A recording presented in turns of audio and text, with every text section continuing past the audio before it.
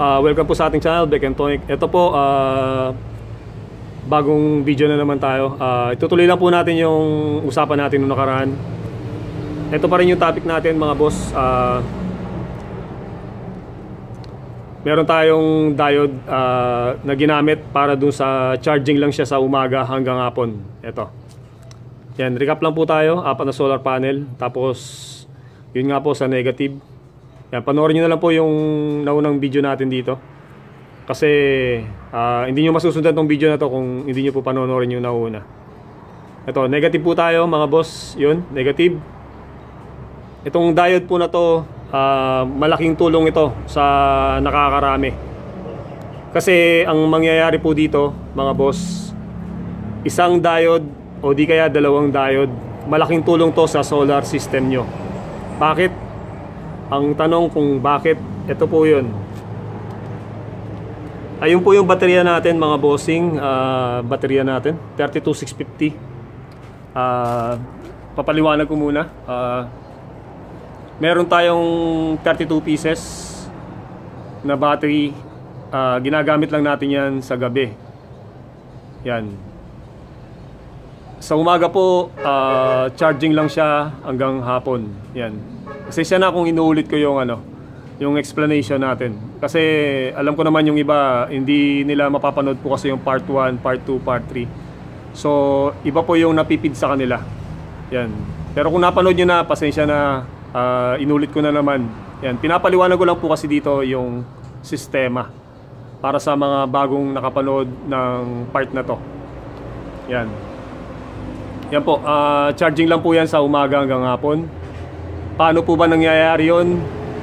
Kasi sa umaga po hanggang hapon, ginagamit din namin yung aming, kailangan din namin gumamit ng electric fan na 12 volts at ilaw din kasi may parte yung bahay namin na madilim.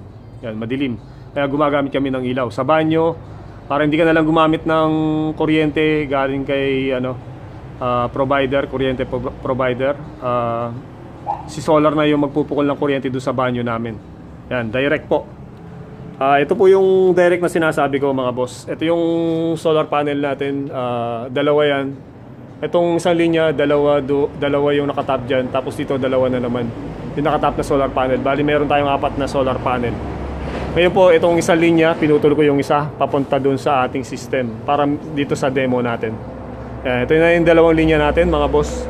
Yan, pakikita ko sa inyo na sa mga naunang video ko po, nakita kung napanood nyo na to, pero ulitin ko lang dito. Yan, ito yung natin. Magbibigay na po ng kuryente yan. Ito yung solar panel natin mga boss. Wiring nya. Ayan, ngayon meron tayong sample na dito. Ayan, bumbilya. Ayan yung bumbilya natin. Tatlo lang sila. Meron tayong dito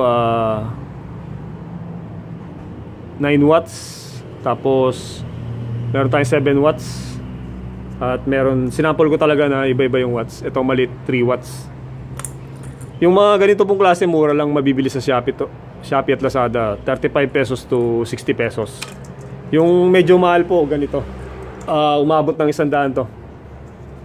Kung 24 volts yung setup nyo sa bahay, mataas yung kuryente na nyo. Sa akin 12.8 lang kasi. Ito yung bibili nyo para hindi masira yung mga bumbilya nyo. Yan. AC, DC 12 volts to 85 volts. Ito yung binibili nila para pag mataas yung kuryente. Kung 12 volts pataas po yan, ito yung gamitin nyo. Kaya lang pag ganito po kasi mabilis madiskarga yung, kasi nga po umabot ng 85 volts yung maximum niya. Yan. Pwede siya mag-consume ng mas mataas. Pero hindi po protektado yung bumbilya nyo kung ganito yung bumbilya nyo. Hindi sila agad napupunti. Kaya lang yung side effect nga, mas mabilis madiskarga yung baterya natin. Kasi mataas nga po yung rated power nya. Yan, umabot ng 85 volts. Tapos AC-DC pa siya. Kahit baligtad po yung top nyo, under to. Yan, under yan. Ito po, presyo nito umabot ng 100 to 100 plus, 130 ganyan. Mataas yung presyo nito. Shopee pa rin at Lazada. Available po yan. Yan, testing po tayo mga boss. Yan, direct sa solar panel pa rin. Ito yung positive natin. Nilagyan ko ng buhol. At ito naman yung positive natin. Nilagyan ko pa rin ng buhol. Ito, diode lang sila. Ayan. Tap natin mga boss yung positive. Yan. Meron po tayong 6 na diode. 6 na lang yung ginamit natin kasi yun nga po. Yan, 6 na diode. Re-regulate niya yung ating kuryente. Tapos 3 bumbilya. Yan, subukan natin. Yan. Yan po. Yan po mga bossing. Kita nyo na umandar yung ating bumbilya. Yan, sinarado ko yung pinto para medyo makita yung mga ilaw. Kasi masyadong maliwanag. Yan po, 3 bumbilya. Hindi pa tayo nakapagdagdag kasi ng socket. Yung preparation natin medyo nagahol na tayo. Kaya 3 bumbilya lang yung nailagay natin. Yan, meron kang kuryente sa loob ng bahay nyo. Kung meron kang madilim na kwarto, dining area, kitchen, banyo, yan, sala, madilim yung parte ng bahay mo, yan, may ilaw ka, libre, through solar panel, direct po yan. Tapos gumamit ka lang ng 6 na diode po. Ito pong diode na to, umiinit talaga yan kasi dito dadaloy yung kuryente. Ito yung pinaka-regulator natin. Pero kahit po uminit yan, huwag kayong matakot kasi kayang-kaya po ng diode na to. Matibay po itong diode na to. Kaya lang po, dapat nito ay nakatali siya. Yan, tatali nyo siya. At dapat nakahinang yan kasi yan pong mga yan, nakatwist na siya tapos ihinangin nyo pa. Kasi pag hindi nyo ininang yan, kusa pong matatanggal ito. Kusang natatanggal yan kasi umiinit nga po yan kasi dyan dadaan yung load natin. Yan. Lalo na pag lumalaki yung load nyo dito. Yan, pag lumalaki yung load, talagang umiinit po talaga yan. Pero normal lang po yun, huwag kayong matakot. Huwag nyo po lalagyan ng kahoy. Kasi masusunog yung outer part nito. Ginawa na namin yun, masusunog yung kahoy talaga kasi sobrang init yan, iinit yan. Pero wala pong problema yan. Gagawin nyo lang po, i-hang nyo lang yan. Hang nyo lang siya. Yan, hang nyo lang ng ganun. Yan, lagyan nyo lang ng tali dito. Tapos i-side nyo lang yan. Pwede na. O di kaya kung meron kang gawa ka ng 2 kahoy tapos igigitna nyo lang ito. Side by side may kahoy siya na para nakaang ito. Para nakaang siya. Yan, diode lang po sila mga boss. Pero ayan na, may libre kang kuryente. Pwede na rin pong itap dyan yung electric fan. Ayun yung sinasabi ko mga bossing na sa umaga hanggang hapon nakaload yung appliances natin. Yan po, balik po tayo. Yan, mapapansin nyo nakasindi yung ilaw natin mga boss. 3 pa lang sila. Meron po palang nakaload na electric fan doon sa ilalim natin. Yun nga po pala, hindi naman pala nakapasok din yung yan, nakakat po pala yung isang line natin. Doon sa 2 solar panel pa natin, may umaandar na electric fan doon sa ilalim. Ayan, nakakat naman po pala ito. Ayan, para doon sa 2 natin na solar panel na demo. Ayan, ayan na po sila. Tapos ito, balikan natin yung topic natin mga boss. Ito, dito yung topic natin ay yun nga po, yung topic natin, charging lang yung ating baterya sa umaga hanggang hapon. Pero kung marami ka ng baterya, meron kang 32 pieces na baterya na nakaload sa umaga hanggang hapon, ayun na rin yung magagamit mo na kuryente. At the same time, tumutulong din po yung solar panel natin. Kung talagang marami ka ng baterya, 32 pieces sa umaga, o di kaya kung meron ka 64 pieces sa umaga, marami kang pambili. 64 pieces, yan, kaya doublein mo pa sa umaga, yun yung set mo. Mapapaandar mo na yung electric fan, TV, ilaw, charge ng cellphone, yan, doon na tatakbo sa mga nakaload mo sa umaga. Ito naman yung panggabi, kalahati nun. Yan, kung meron ka pang half nun o same number. Halimbawa, kung 32 pieces yun sa umaga, 32 pieces din sa gabi. Ito naman po yung diagram natin. Charging lang yung kalahati nyo. Ayan. Kaya ito yung sinasabi ko na importante po itong video na to, mga bossing. Kung mapapanood nyo, malaking tulong to sa mga nagse-set up ng solar system sa bahay, at pati na rin po sa mga technician. Yan. Kung mapanood nyo yung video na to, pag-aralan nyo lang kung tama yung sinasabi ko. Yung mga technician dyan o yung mga nagse-set up ng solar system, itong diode na to, malaking bagay po to. Yan. Balik tayo sa topic natin mga boss. Ito yun. Kaya nagiging siyang charging. Kung papansinin nyo dito sa positive, naglagay tayo ng diode. Mga diode, 6 sila. Tapos dito sa negative na solar panel natin, naglagay din tayo ng diode. Bali-baliktaran, meron silang diode. Pero dito, isa lang o dalawa. Ito, meron akong dinrawing dito, dalawa. Dito, ginawa ko munang isa para hindi tayo malito sa demo natin. Ayan, negative ng solar panel po natin, apat sila. Pero sa demo natin, dalawa muna. Ayan, negative ng ating solar panel. Itatap po natin yan sa positive nung diode. Pag negative at positive po sa wiring connection, ay tama po yung connection nyo. Pinagsama yung negative at positive. Ngayon, sa kabilang dulo ay maglalabas po yan. Sa series connection po, maglalabas po yan ng negative. Yan, negative yung ilalabas niya dito. Ayun yun, negative. Tumama dun sa baterya natin. Kaya tama po yung daloy ng kuryente dyan. I-charge niya si battery. At ito naman yung positive natin mga boss. Positive ng solar panel natin. Tumama dun sa negative nung diode. At ito, positive nung diode natin. After nung isang diode, positive. Tumama dito sa positive ng battery. At charge po yan sa umaga hanggang hapon. Yan. Tama po yung inyong wiring diagram. Yan, tama po yan pag ganyan. Ngayon, ito po yung sa gabi naman. Lalagyan nyo siya ng wire dito from negative ng ating battery, o di kaya dito na lang sa diode na lang. Ito sa diode na negative at dito sa diode na positive, maglalagay ka ng wire dyan at lalagyan ng switch. Pag sinwitch po natin yan, ang mangyayari, mawawalang bisa itong diode na to, kasi ito pong negative ng battery, magtatap na yan dyan. Yan, tatap dyan yan. Mawawalang bisa na po yung diode. Bali wala na yung diode natin, kasi mag-short na po yan dito. Wala na po yung diode natin. Ito na po yung magpo-flow dun sa bahay natin. Ayun yung negative natin. Pag in-open nyo yung switch, ayan, pag in-open nyo po yung switch, ayan, dito yung battery natin, wala yung ipupukol na. Ito, tingnan nyo. Ito yung battery natin, negative nung battery. Tumakbo siya dito sa negative nung diode. Ayan. Pag dito po yung flow nung kuryente, mga boss, ayan, pag ganyan, paakyat.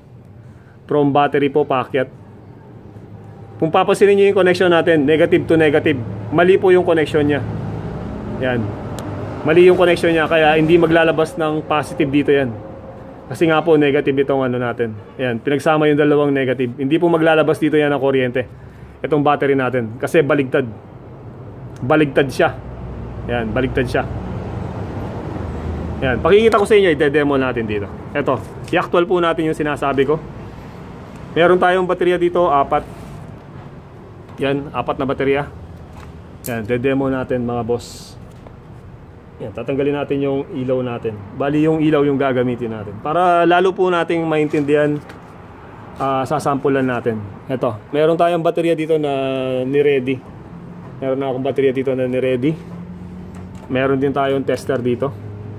Yan, nakaset po tayo ng 50 volts yan. 14 minutes na, sana mabilisan natin ng konti ito. Yan, 50 volts po yung setting natin. Test tayo mga boss. B3 yung baterya natin. Yan, negative, positive, tapos positive pinagsama at negative. Positive, negative pa rin. Positive, negative at positive dito sa dulo. Yan, nilagyan ko na po na ano. B3 po to. B3. Ito, testingin natin. Yung tester natin mga boss. Nasa dulo, nasa left side yung needle natin. Ito. Yan, pag ganyan, baliktad.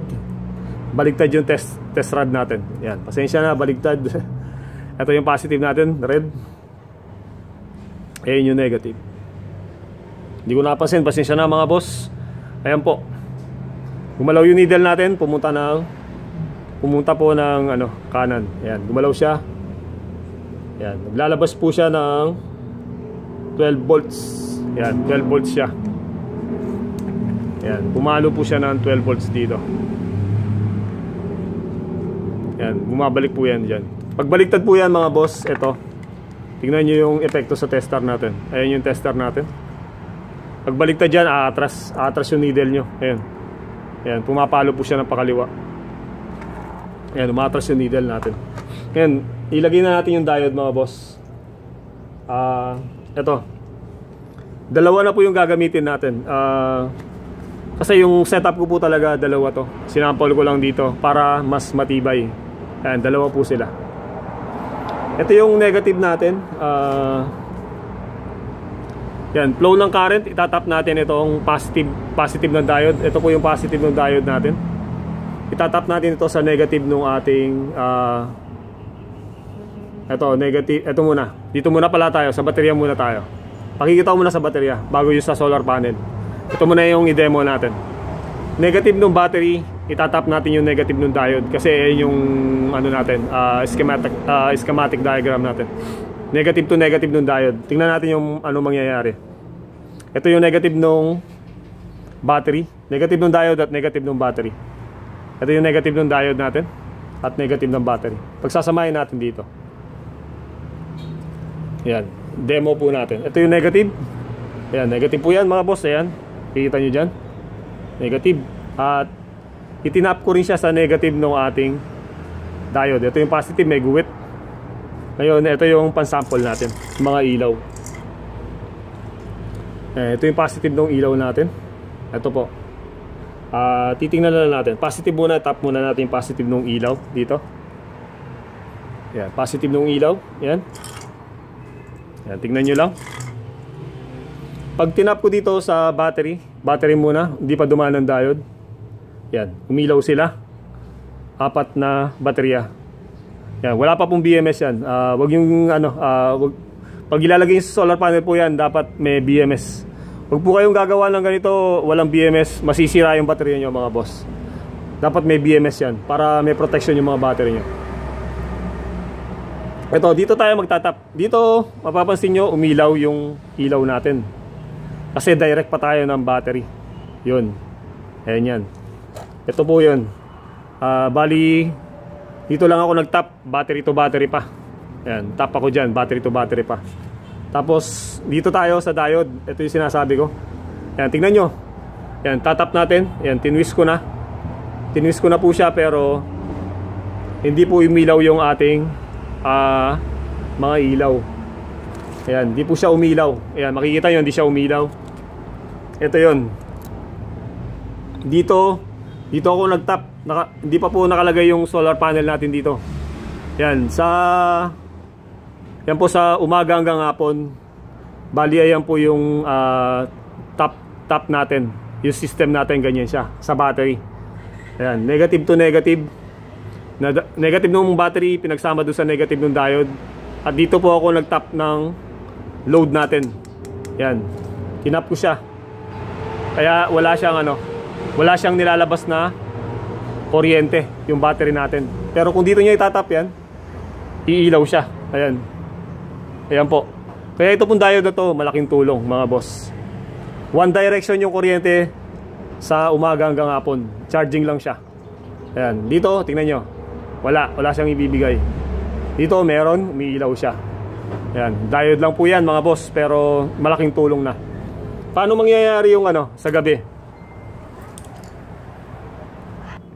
Paano po mangyayari sa gabi ito? Maglalagay tayo ng switch dito. Gaya po na sabi ko, ito yung diode. Lalagyan lang natin ng switch dito yan.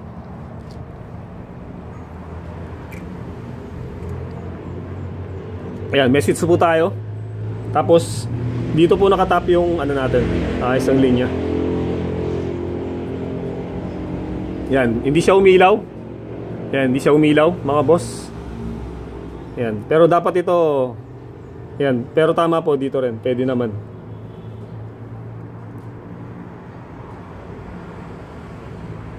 Yan. Pag nilagyan na natin ng switch, yan, putulin na po natin video.